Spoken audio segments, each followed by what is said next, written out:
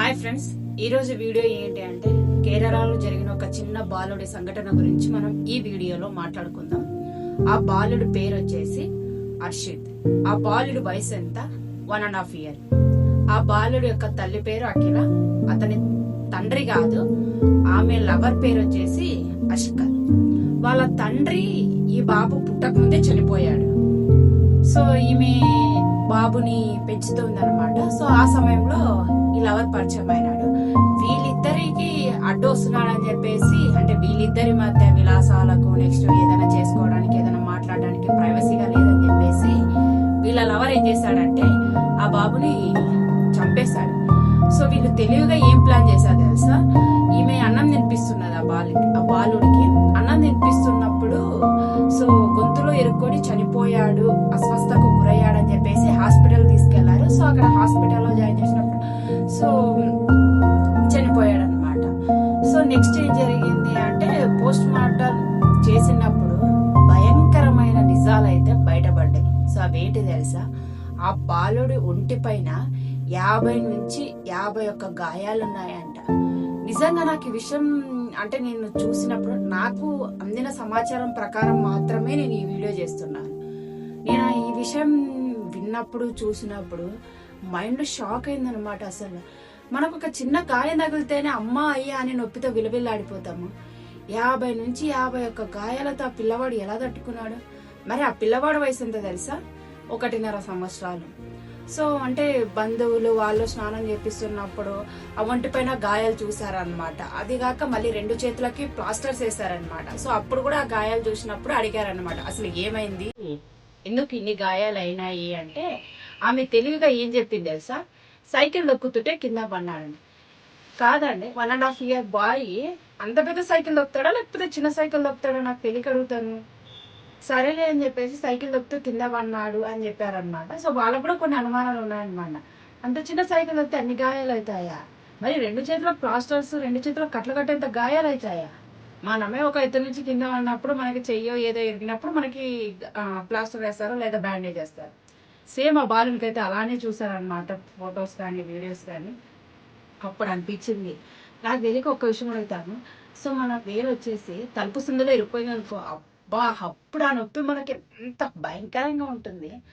మరి అలాంటి చిన్న బాలుడి పైన 50 నుంచి 51 కత్తి గాయాలు పోట్లు ఉన్నాయంటే నిజంగా ఆ బాలుడు ఎంత వేదన అనుభవించేటాడు కదా. అసలు అమ్మో, ఇమాజిన్ చేసుకోవడానికే నాకైతే అసలు చాలా బాధ అనిపించింది అనమాట. అచ్చా ఇంత చిన్న వయసులో ఇంకేంట్రా ఇంత కర్మ అనుభవిస్తున్నాడు అనిపించింది.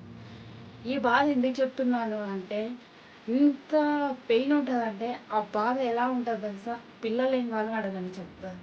వాళ్ళు ఎన్ని హాస్పిటల్స్ తిరిగింటారు, IUI అని IVF అని ఎన్ని చేయించుకుంటారో, మాకు పిల్లలు కావాలి కావాలి అని ఎన్ని గుళ్ళు తిరిగింటారో, ఎన్ని వ్రతాలు చేసింటారో, ఎన్ని నోములు వచ్చింటారో ఈ పిల్లల కోసం. అదే పిల్లల్ని దేవుడు వీళ్ళకి ఇస్తే చివరి ఆమె విలాసాలకు, ఆ లవర్తో విలాసాలకు, లేకపోతే వాళ్ళిద్దరి మధ్య అడ్డు వస్తుందని చెప్పేసి ఆ లవరు ఈ బాబుని హింసించాడంట.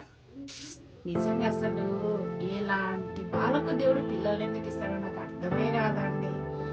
ఎందుకో చెప్పు, ఆ పిల్లవాడికి ఏం తెలుసు? అంత జీవితం ఏం చూసాడు అసలు ఆ పిల్లవాడు?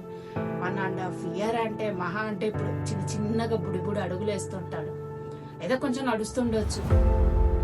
అలాంటి బాలుడి పైన 50 నుంచి 51 గాయాలంటే మరి ఈయన అంటే మాకేం తెలియదు, భోజనం చేస్తున్నప్పుడు అస్వస్థకు గురయ్యాడు కాబట్టి హాస్పిటల్లో చేర్పించాము అని చెప్పారనమాట. కానీ పోస్ట్ మార్టం చేసినప్పుడు డాక్టర్స్ అన్నారు, సో ఇలా గాయాలు ఉన్నాయి ఒంటి పైన, ఏంటి ఏమి.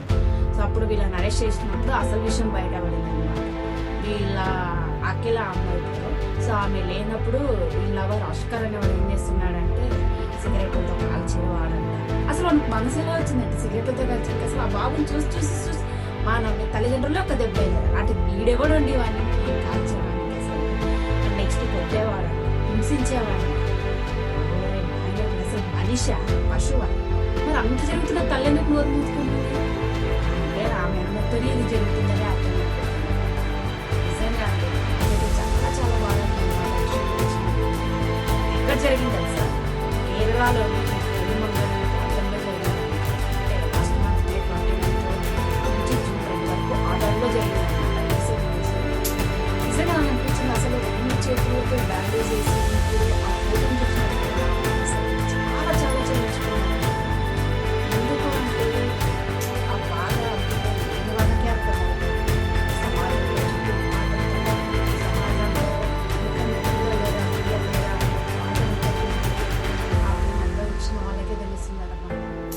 నీలాంటి వాళ్ళకి పిల్లలు ఇచ్చినా కూడా ఇంత హాయిగా బ్రతకొచ్చు. మన జీవితాంతం కష్టపడేది మన పిల్లల కోసమే కదా. మరి అలాంటి పిల్లల్ని ఎందుకండి ఈ తీరుగా హింసించి చంపడం? సో నాకైతే అందిన సమాచారం ప్రకారం నేనైతే వీడియో చేశాను. అండ్ నా అభిప్రాయం కూడా చెప్పాలనుకుంటున్నాను. మీరు పిల్లల్ని పెంచగలరు